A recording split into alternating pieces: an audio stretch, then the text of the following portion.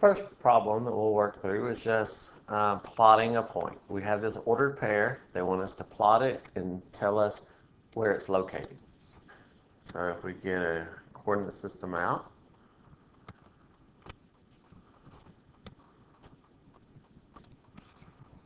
the ordered pair is -2, 0.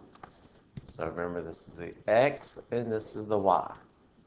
X is left and right, y is up and down. So in the x direction, we go -2. Remember, we always start at the origin. So we go to the left 2. And in the y direction, we don't go up and down any because the y is 0. So that's to the left 2, up and down none. And that'll get us to here. Now it asks us which quadrant it's in or which axis it's in. So remember, this is the first, the second, the third, and the fourth quadrants. This horizontal line is the x-axis, and the vertical line in the middle is the y-axis. So this point is located on the x-axis because it's on this line and not this one.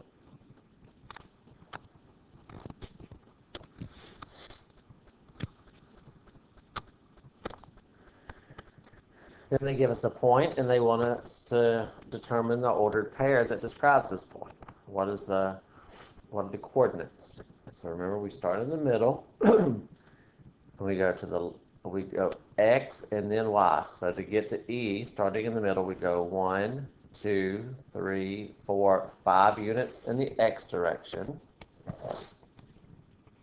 and that's to the left. And then from there, we go down 1, 2, 3. Since it's down, it's negative, and it's down 3 units. So to the left 5, down 3. So that's our ordered pair. Here they give us a table that compares distance from the equator to how much snowfall places get per year. So they want us to write this as an ordered pair, and they ask us to take the first row of data. So this is the first row of data, and express that as an ordered pair, where the first value in the ordered pair is the distance, the second one is the snowfall. So for the first point, the distance is 2,458, and the average snowfall is 14. Keep in mind, this is in miles, that's in inches. So when we collect data, we can put those in ordered pairs. And they give us an equation and some points, and they want us to determine which of these ordered pairs or any of these ordered pairs are solutions to this equation. So our equation is x equals 2. Notice it only has an x, not an x and a y.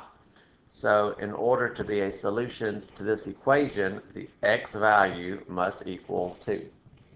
So if we look at the first one, remember that the x value is the first one. The x and y are in alphabetical order, so the first one is x. For this one, the x value is not 2, so that one is not a solution. If we look at the next one, the x value is 2, so that one is a solution. And if we look at the last one, here the x value is 2, so that one is a solution. Because again, to be a solution to this equation, the x value just has to equal 2. Now often we have an x and a y in our equation, so we have to substitute in for both letters, both variables, to see if it works. So let's try each of these. So let's start with 3, 1. To see if that ordered pair works, we're going to replace x with 3, y with 1, and when we plug into a formula, we need to put a parenthesis around what we're putting in.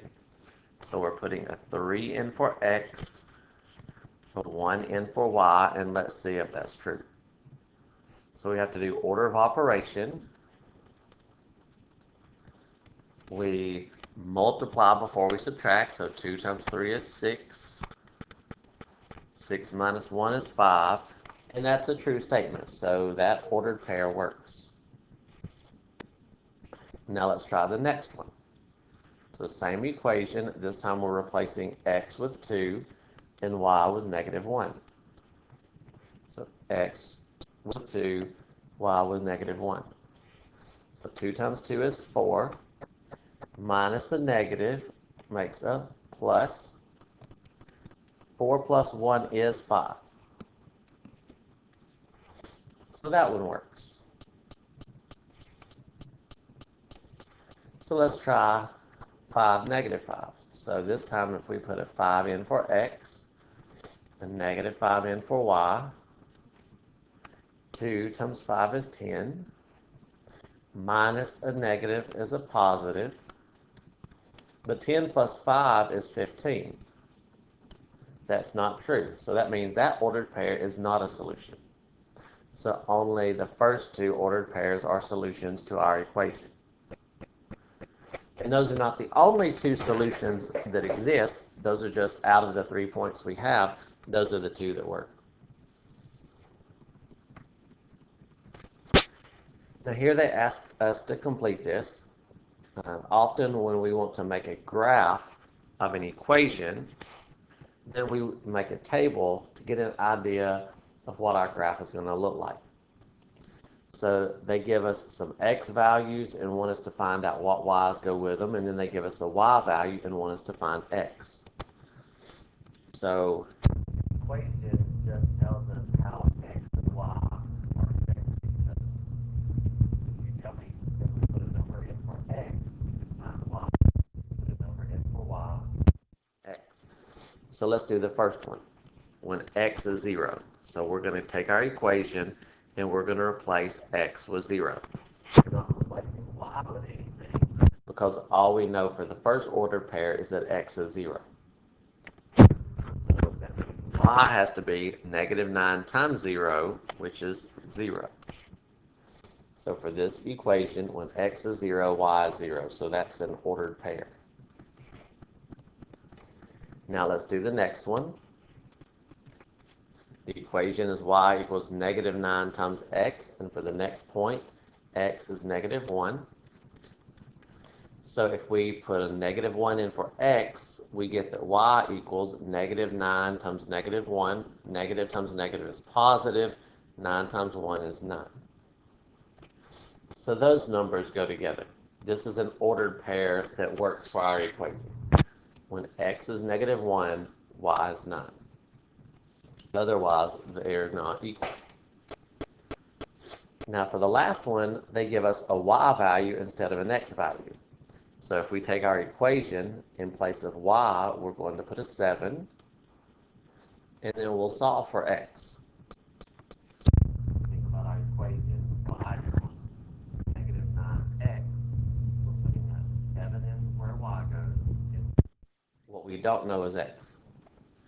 So to get x by itself, remember the operation between these is multiplication.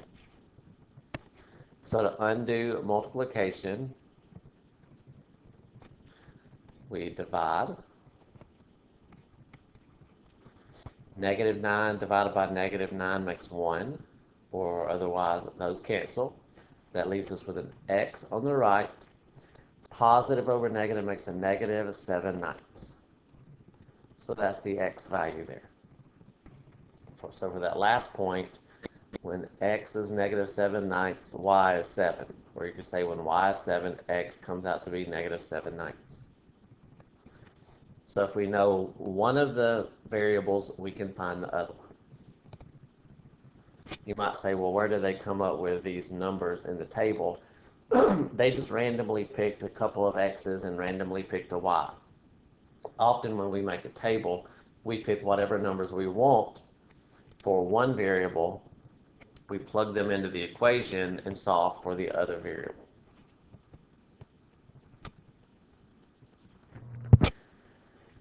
Now, if we don't have one of our variables by itself, then it makes building that table a little bit more complicated.